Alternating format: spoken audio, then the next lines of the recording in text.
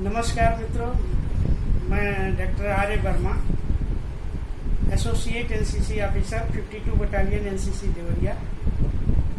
Dear friend, today we want to discuss about what is yoga and what is importance of yoga. योग क्या है और योग का महत्व क्या है, इस विषय पर आज हम आपके बीच में चर्चा करेंगे। मित्रों, जैसा कि आप जानते हैं कि हमारे ऋषि परंपरा में योग का विशेष स्थान रहा है।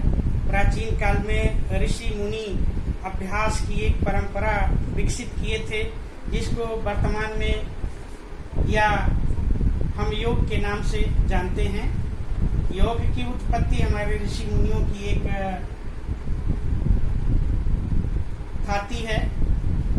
बाद में ये विश्व के अन्य भागों में फैला और ये हमारे शरीर को संतुलित रखने में, शरीर को शारीरिक और मानसिक रूप से संतुलित रखने में इतना उपयोगी और लाभकारी है कि आज पूरा विश्व योग को अपना रहे हैं और अपने को स्वस्थ रख रहे हैं। हमारे यहाँ भी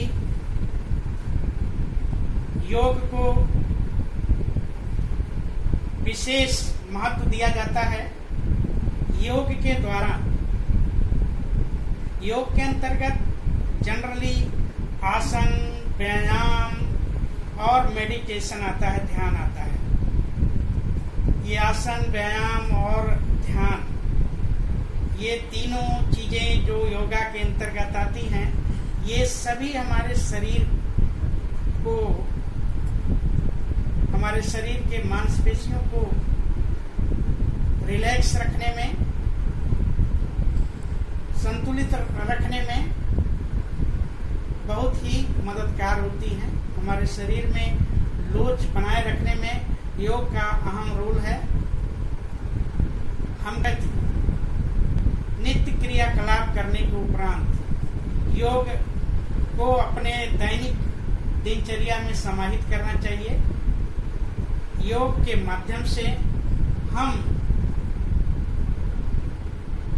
तमाम तरीके के अपने संवेदनाओं को कंट्रोल रख सकते हैं। संवेदनाओं का अर्थ है कि हमारे शरीर में विभिन्न प्रकार की संवेदनाएं हैं। जब वो असंतुलन की तरफ बढ़ने लगती हैं, चरम की तरफ बढ़ने लगती हैं, तो हमको डिस्टर्ब कर देती हैं। जैसे क्रोध एक बहुत ही नकारात्मक संवेदना है जो हमारे शरीर में समय समय पर विकसित होता है। जब कभी हम बहुत अधिक तनाव में होते हैं, स्ट्रेस में होते हैं, तो हमको क्रोध बहुत आता है, या हम बार बार असफल अपने जीवन में या किसी क्रियाकलाप में होते हैं, तो हमें छोटी छोटी बातों पर बहुत अधिक क्रोध आता है। हमारे जो व्यक्तित्व है उसको नकारात्मक दिशा में ले जाता है। ऐसे में इस संवेदना पर नियंत्रण रखने के लिए योग बहुत उपयोगी है। इसी तरीके से लोग वर्तमान तनाव और अवसाद, ये भी एक तरह का शरीर का असंतुलन स्थिति है। हमारी जब भावनाएं बहुत अधिक आहत होती हैं तो हम तनाव की स्थिति में आ जाते हैं, और तनाव की स्थिति में आने के बाद देखा गया है कि बहुत से लोग तमाम नकारात्मक कदम उठा लेते हैं, यहाँ तक कि आत्महत्या भी कर लेते हैं। तो ये जो नकारात्मक या तनाव है, इसको संतुलित रखने के लिए, संतुलित अवस्था में रखने के लिए इस योग का बहुत अधिक अहम रोल है। ये हमारे आत्मा, शरीर और मन को एक निश्चित स्टेटस में मेंटेन रखता है। तो यदि हम इन सब अवसाद स्थिति में से प्रभावित होते हैं, या ऐसा नहीं है कि कुछ खास लोग इससे प्रभावित होते हैं, अन्य लोग इससे छूटे रह जाते हैं, ये सभी के साथ हो सकता है। तो ऐसे में हम अपने इस तरह के नकारात्मक संवेगों को कंट्रोल करने के लिए आसन, व्यायाम और मेडिटेशन पर अपना ध्यान केंद्रित करें। आसन, व्यायाम नित्य प्रति के क्रियाकलापों में समाहित करें। आप जानते हैं कि तमाम तरीके से लोगों ने बताया है कि किस तरह से हम सुबह उठ करके सूर्य नमस्कार करें। सूर्य नमस्कार में 12 कलाएं हैं। ये वास्तव में यदि देखा जाए, सूर्य नमस्कार यदि सही तरीके से किया जाए तो अपने में ये कंप्लीट व्यायाम है। हमारे प्रत्येक अंग को सूर्य नमस्कार के दौरान उचित जो रिलैक्सेशन मिल जाता है, उचित उसका आसन और व्यायाम हो जाता है। लेकिन इसके अतिरिक्त यदि और कुछ हमें करना है तो भ्रामरी करना है, अनुलोम विलोम करना है, इसी तरीके से मेडिटेशन करना है। आधे घंटे 15 मिनट के लिए ध्यान लगाना है। ध्यान बहुत ही उपयोगी है। ये हमारे मन स्थिति को कंट्रोल रखने का एक बहुत अच्छा तरीका है।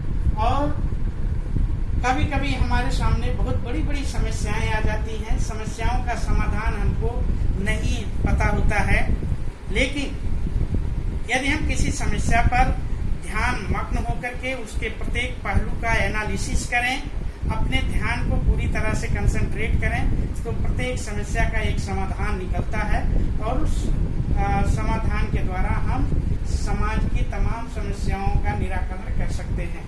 तो अपने मन को कंट्रोल करके किसी विषय वस्तु पर एकाग्रचित करने का एक तरीका है मेडिटेशन। और मेडिटेशन हमारे दिलों और दिमाग को कंसंट्रेट करता है। तो इस प्रकार से हम नित्य प्रति अपने दैनिक दिनचर्या में यदि योगा को अपने शरीर में लचीलापन ला सकते हैं। तमाम तरीके के अनबैलेंस हार्मोनल कंडीशन के कारण हमारे शरीर में तमाम विकृतियां उत्पन्न होती हैं, जैसे कि डायबिटीज, हाई ब्लड प्रेशर,